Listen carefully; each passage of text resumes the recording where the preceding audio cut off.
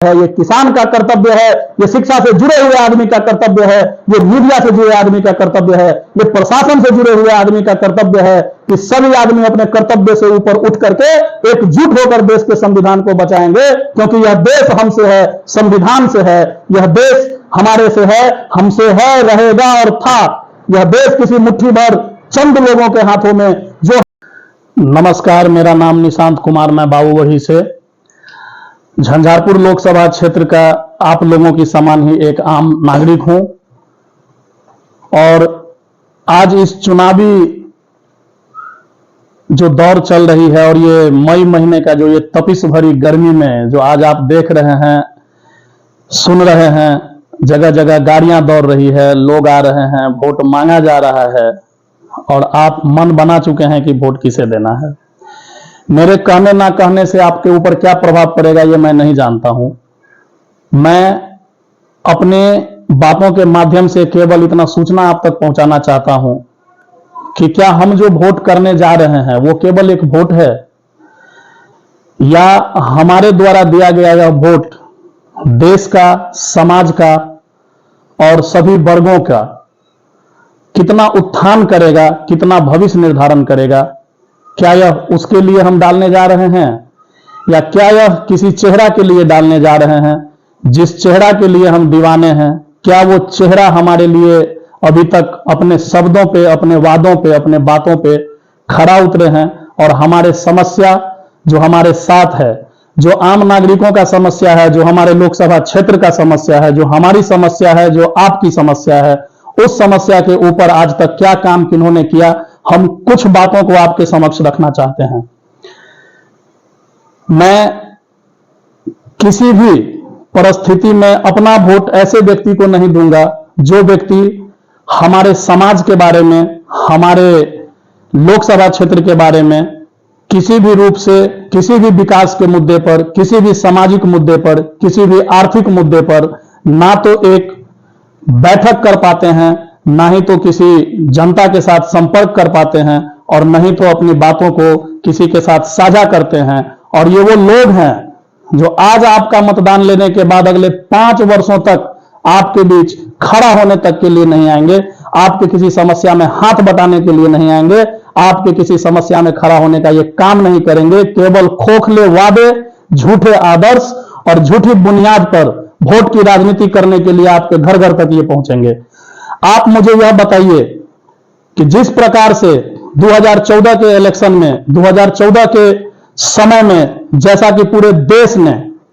BJP को समर्थन दिया, मोदी को समर्थन दिया और मोदी मोदी मोदी मोदी, हर हर मोदी, घर घर मोदी जैसे नारे लगे और सड़क पर उतर करके लोगों ने इनको समर्थन दिया, क्या हमारी यह समर्थन उस समय के तत्कालीन राजनीतिक परिदृश्य को बदलने के लिए था, देश को बदलने के लिए था, या देश में नफरत, दंगा की राजनीति को फैलाने के लिए था? विकास की धारा को छोड़कर कुंठित भरे आदर्शों और विफल राजनीतिक विषयों के ऊपर ये परिचर्चाएं करवा करके लोगों को गुमराह करके, सभी चीज को दरकिनार करके, नजरअंदाज करके हमारे वोट का दुरुपयोग करने के लिए था? या सत्ता के नशे में मदान, जो सत्ता के नशे में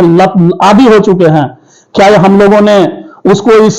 नशा में डूबने के लिए वोट किया था? आज की चर्चा हम उसी विषय पर करने जा रहे हैं।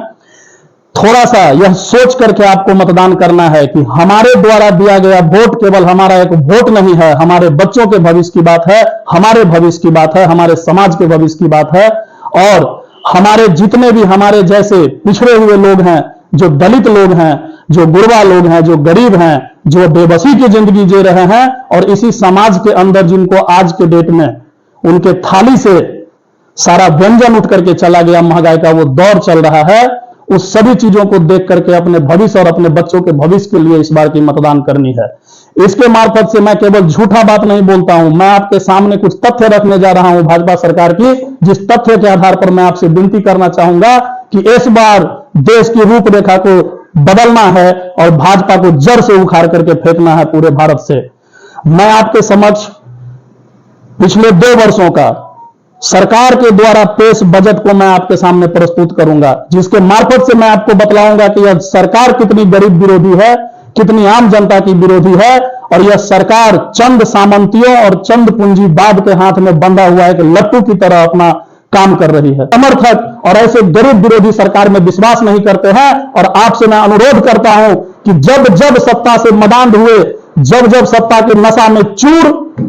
जब ये राजनेता हो जाते हैं तो यही संवैधानिक अधिकार। और बजट जो 2023-24 के सेशन में भाजपा सरकार के द्वारा लाया गया, मैं डाटा के साथ आपके समक्ष ये बात कहना चाहता हूं कि क्या कोई गरीब का समर्थक सरकार जो गरीब के साथ हो, जो गुरबा के साथ हो और जो पिछड़े हुए के साथ हो, क्या वो ऐसा घिनौना करतूत कर सकती है जो आप इस बजट को देख करके पढ़ेंगे? ये है बजट का पेपर और मैं आपसे सवाल पूछता हूं कि आप मुझे बताइए कि किस आधार पर फूड सब्सिडी के ऊपर 31% की कटौती की गई,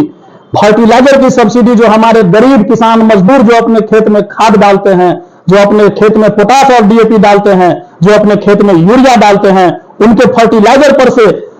22% की सब्सिडी को रिड्यूस कर दिया गया, कम कर दिया गया, जिससे किसान त्राहिमाम मचाया हुआ है। और पेट्रोलियम सब्सिडी, जिस सब्सिडी की वजह से डीजल पेट्रोल की कीमतें कम होती थी, उस सब्सिडी के ऊपर से 75% सब्सिडी इन्होंने खाने का काम किया।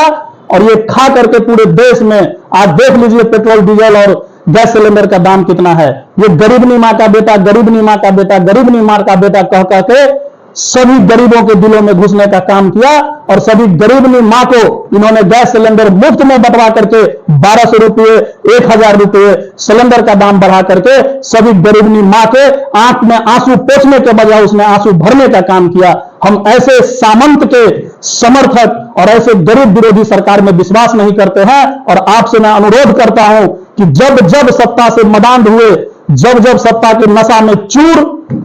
जब ये राजनेता हो जाते हैं तो यही संवैधानिक अधिकार जो हमें वोट का अधिकार है, हमें यह अधिकार देती है कि हम ऐसे को कुर्सी से उखाड़ कर फेंक दें और इस सत्ता से उखाड़ कर उसको ऐसे फेंकें जैसे फिर दोबारा ये सत्ता में आने के लिए कदम नहीं बढ़ा पाए। आप समझ सकते हैं साथियों कि देश में पूरे आजादी के बाद ये पहली मर्तबा हुआ जब देश के ऊपर कर्ज जो हमारे जीडीपी का था वो 50% से हमेशा कम रहता था। इसी भाजपा सरकार ने कर्ज को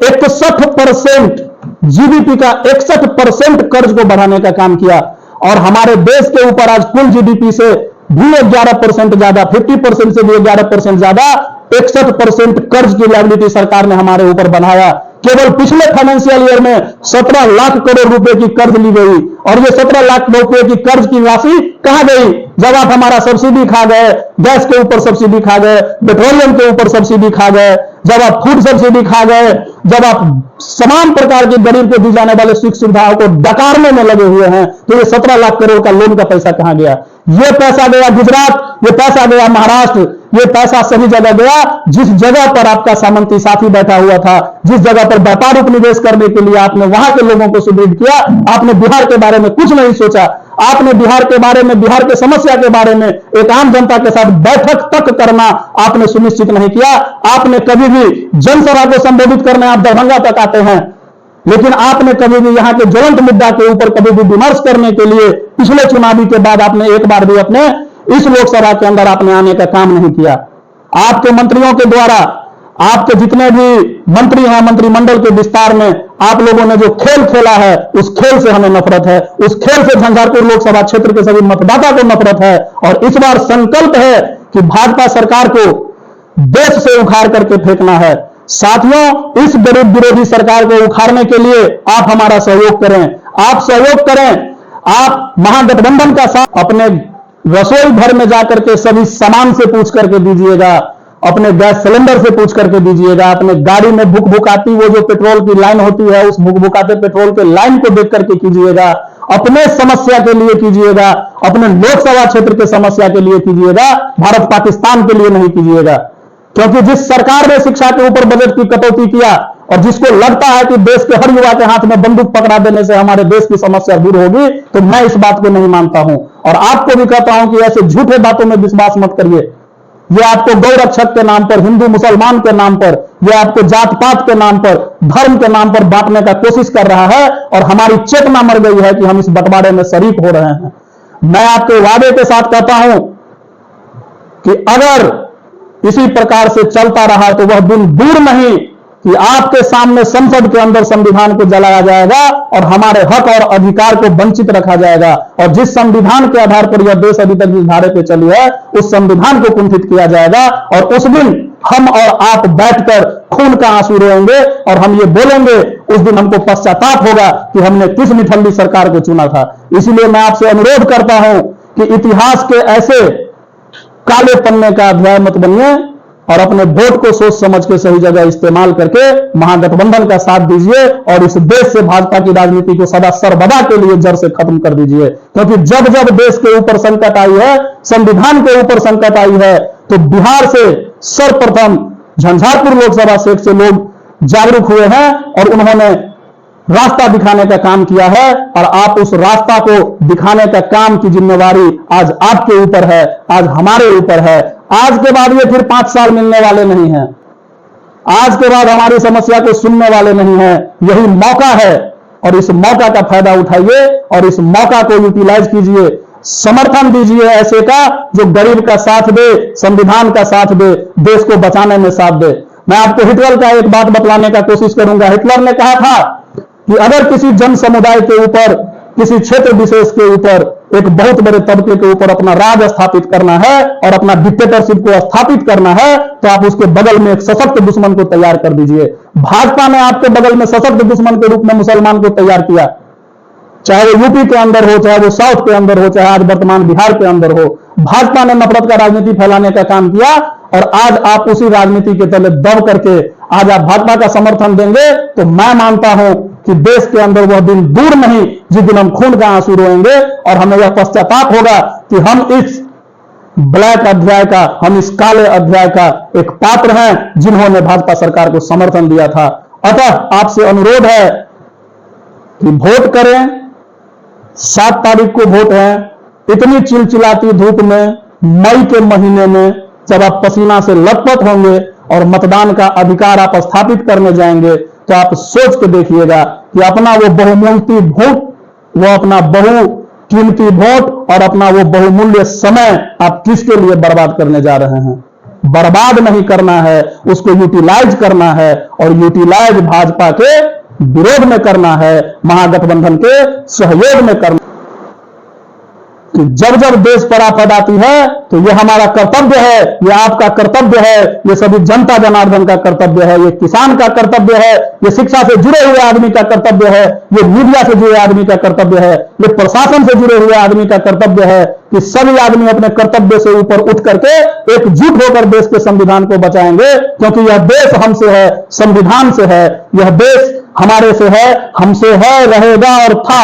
यह देश किसी मुट्ठी भर चंद लोगों के हाथों में, जो हमेशा गुटबाजी की राजनीति करते हैं, जो हमेशा सांप्रदायिकता की राजनीति करते हैं, ऐसे हाथों में हम इस देश को कतई नहीं जाने देंगे। और अपने संविधान को बचाने का जो कसम हमने खाई है, और वो हर भारतीय का उत्तरदायित्व है कि अपने संविधान को बचाएं, अपने बात को रखें। और आपको इसी के साथ मैं पुनः अनुरोध करता हूं कि मतदान, इन्हीं शब्दों के साथ मैं अपने वाणी को विश्राम देता हूं। जय हिंद, जय भारत, जय महागठबंधन।